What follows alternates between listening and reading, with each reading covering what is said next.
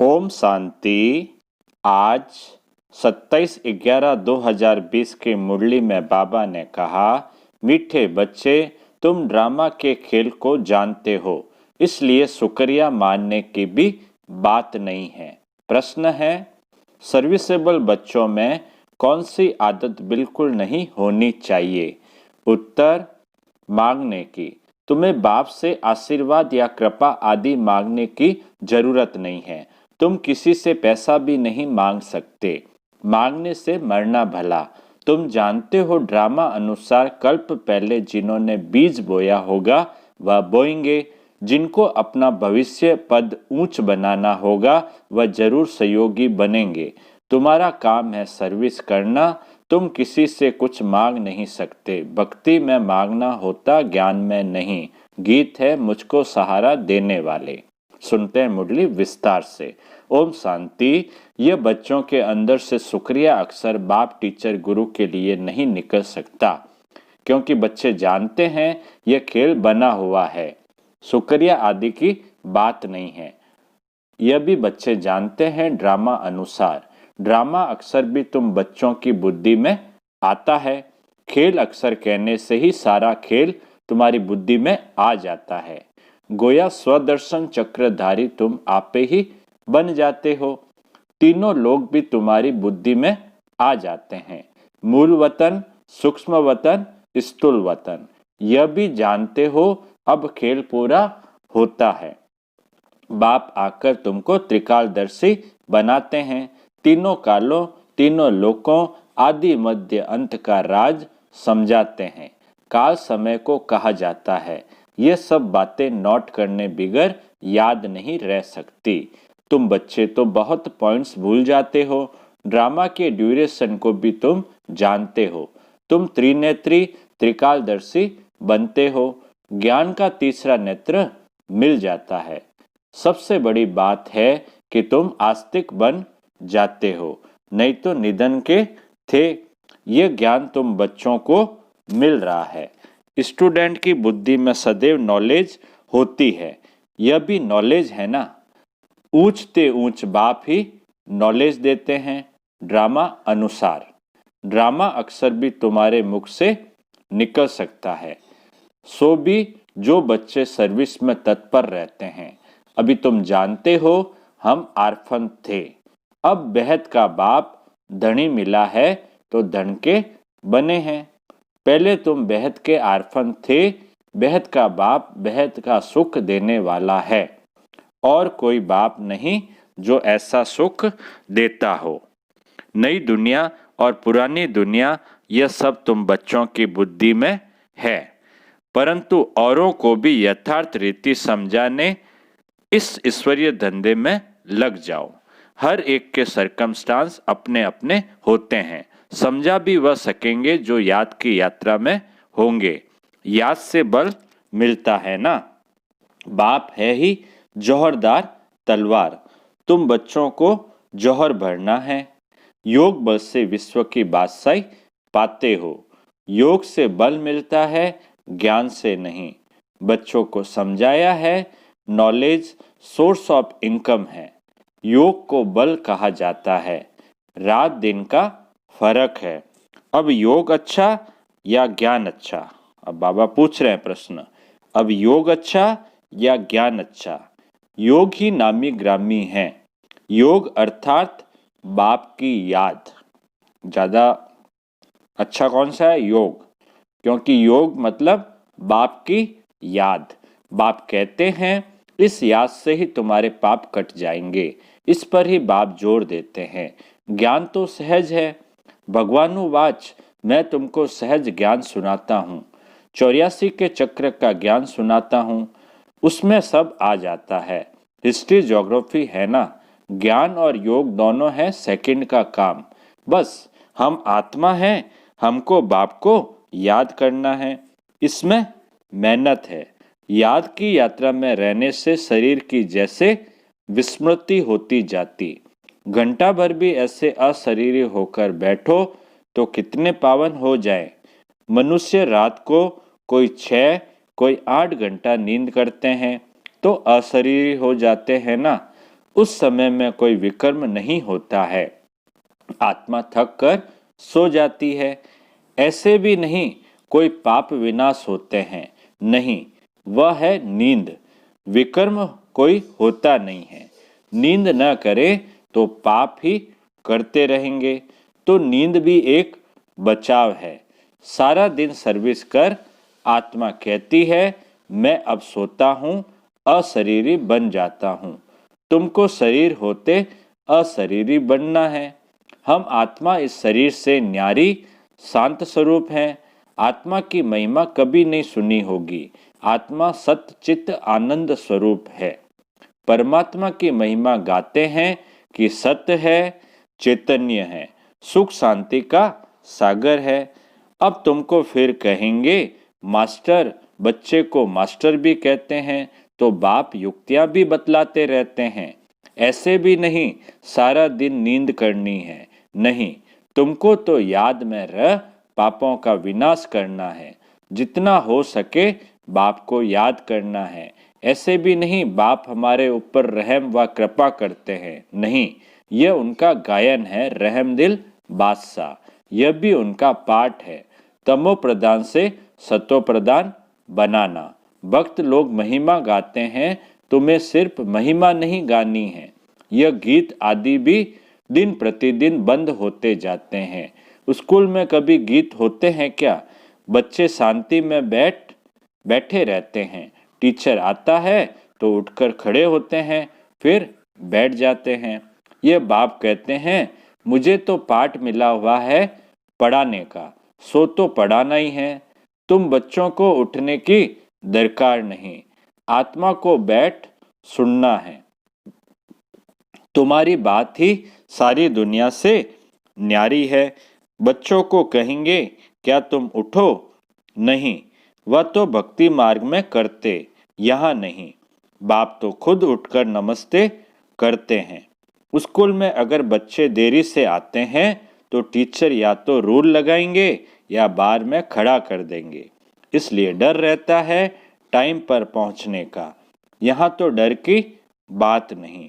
बाप समझाते रहते हैं मुरलियाँ मिलती रहती है, वह रेगुलर पढ़नी है।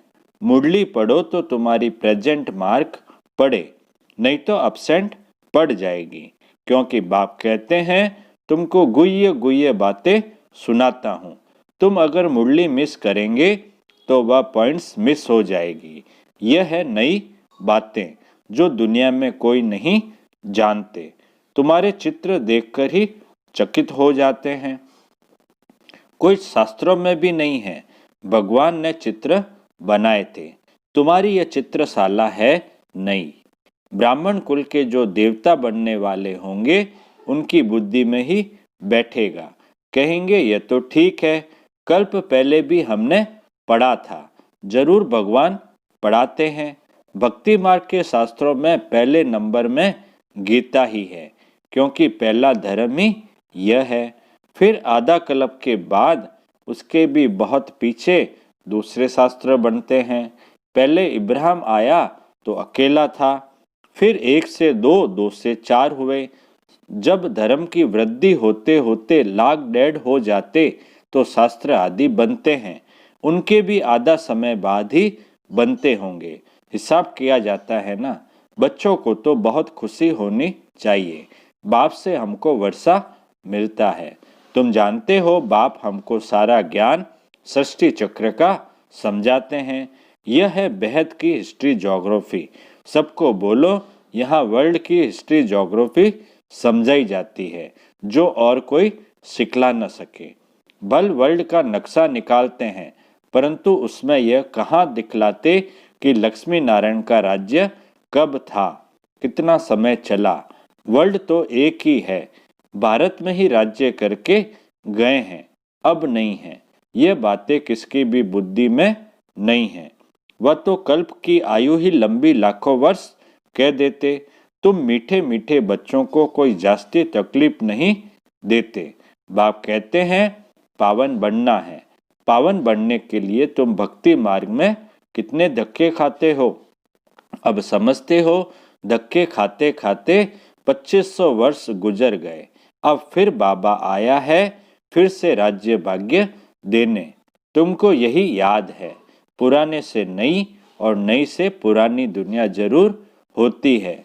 अभी तुम पुराने भारत के मालिक हो ना, फिर नए के मालिक बनेंगे।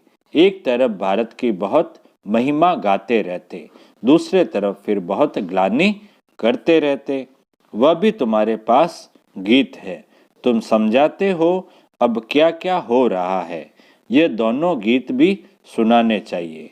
तुम बता सकते हो कहाँ राम राज्य, कहाँ यह।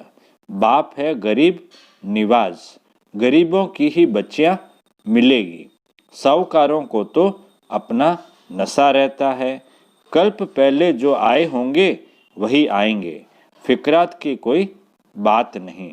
शिव बाबा को कभी कोई फिक्रात नहीं होती, दादा को होगी। इनको अपना भी फिक्र है। हमको नंबर 1 पावन बनना है। इसमें है गुप्त पुरुषार्थ, चार्ट रखने से समझ में आता है। इनका पुरुषार्थ जास्ती है। बाप हमेशा समझाते रहते हैं डायरी रखो। बहुत बच्चे लिखते भी हैं, चार्ट लिखने से सुधार बहुत हुआ है। यह युक्ति बहुत अच्छी है, तो सबको करना चाहिए। डायरी रखने से तुमको बहुत फायदा होगा। बाबा कहते हैं डायरी रखो, डायरी रखने से तुमको बहुत फायदा होगा।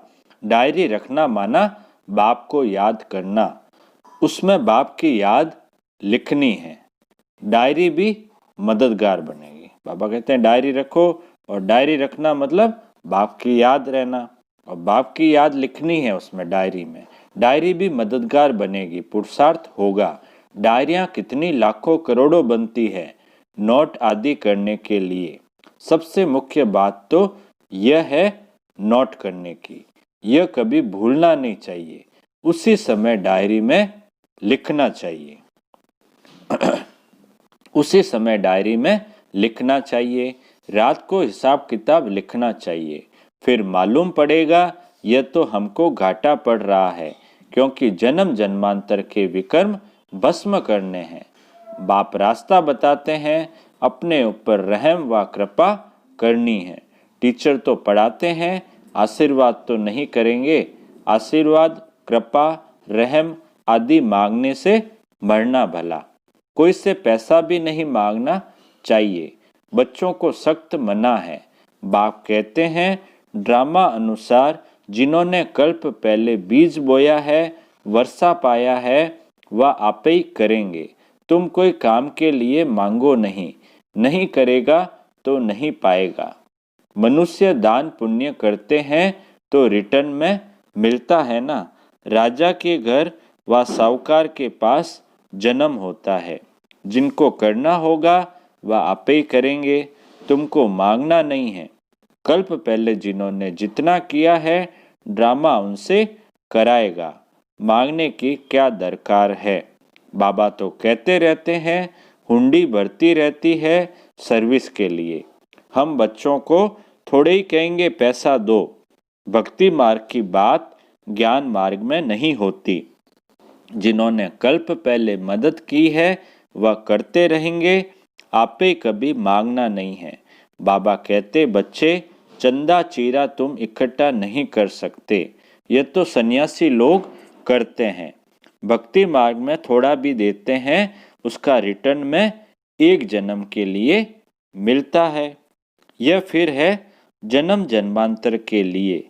तो जन्म जन्मांतर के लिए सब कुछ दे देना अच्छा है ना। इनका तो नाम भोला भंडारी है।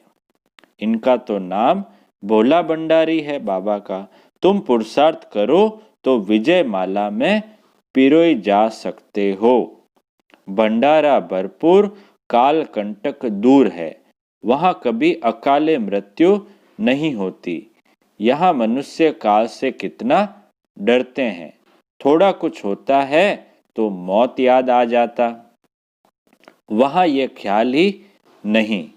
तुम अमरपुरी में चलते हो, यह छीछी मृत्यु लोक है। भारत ही अमरलोक था, अब मृत्यु लोक है। तुम्हारा आधा क्लब बहुत छीछी पास हुआ है। नीचे गिरते आए हो।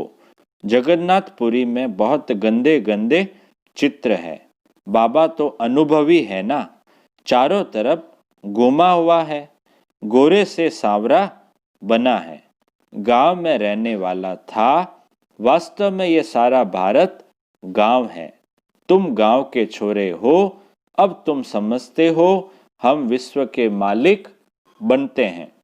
ऐसे मत समझना, हम तो बॉम्बे में रहने वाले हैं। बॉम्बे भी स्वर्ग के आगे क्या है? कुछ भी नहीं, एक पत्थर भी नहीं। स्वर्ग तो स्वर्ग है, स्वर्ग के आगे बाबा कहते हैं बॉम्बे भी क्या है? एक पत्थर भी नहीं है। हम गांव के छोरे निधन के बन गए हैं, अब फिर हम स्वर्ग के मालिक बन रहे हैं, तो खुशी रहनी चाहिए। नाम ही है स्वर्ग। कितने हीरे जवाहरात महलों में लगे रहते हैं। सोमनाथ का मंदिर ही कितना हीरे जवाहरातों से भरा हुआ था। पहले पहले शिव का मंदिर ही बनाते हैं। कितना साहूकार था। अभी तो भारत गांव है।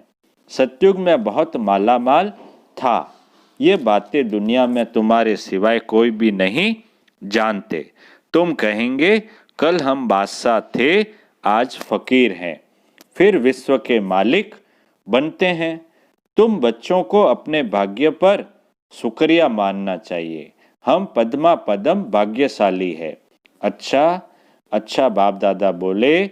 मीठे मीठे सिक्के लदे बच्चों प्रति माता पिता बाप दादा का याद प्यार और गुड मॉर्निंग। रूहानी बाप की रूहानी बच्चों को नमस्ते। हम रूहानी बच्चों की रूहानी बाप दादा को याद प्यार गुड मॉर्निंग और नमस्ते नमस्ते नमस्ते सदा रहेंगे। हंसते हंसते बन जाएंगे फरिश्ते। वाह बाबा वाह, वाह मेरा भाग्य। धारणा के लिए मुख्य सार में पहला पॉइंट, विकर्मों से बचने के लिए इस शरीर में रहते अशरीरी बनने का पुरुषार्थ करना है। याद की यात्रा ऐसी हो जो शरीर की विस्मृति होती जाए। दूसरा पॉइंट, ज्ञान का मंथन कर आस्तिक बनना है। मुरली कभी भी मिस नहीं करनी है। अपनी उन्नति के लिए डायरी में याद का चार्ट नोट करना है। मीठे बाबा का मीठा वरदान, नॉलेज रूपी चाबी द्वारा भाग्य का अखुट खजाना प्राप्त करने वाले मालामाल भव। नॉलेज रूपी चाबी द्वारा भाग्य का अखुट खजाना प्राप्त करने वाले मालामाल भव। विस्तार, संगम युग पर सभी बच्चों को भाग्य बनाने के लिए नॉलेज रूपी चाबी मिलती है। ये चाबी लगाओ और जितना चाहे उतना भाग्य का खजाना लो। चाबी मिली और मालामाल बन गए। जो जितना मालामाल बनते हैं उतना खुशी स्वतः रहती है। ऐसे अनुभव होता है जैसे खुशी का झरना अखुट अविनाशी बहता ही रहता है। वे सर्व खजानों से भरपूर मालामाल दिखाई देते हैं। उनके पास किसी भी प्रकार की अप्राप्ति नहीं रहती। स्लोगन है, बाप से कनेक्शन ठीक रखो तो सर्व शक्तियों की करंट आती रहेगी। बाप से कनेक्शन ठीक रखो तो सर्व शक्तियों की करंट आती रहेगी। अच्छा, ओम शांति।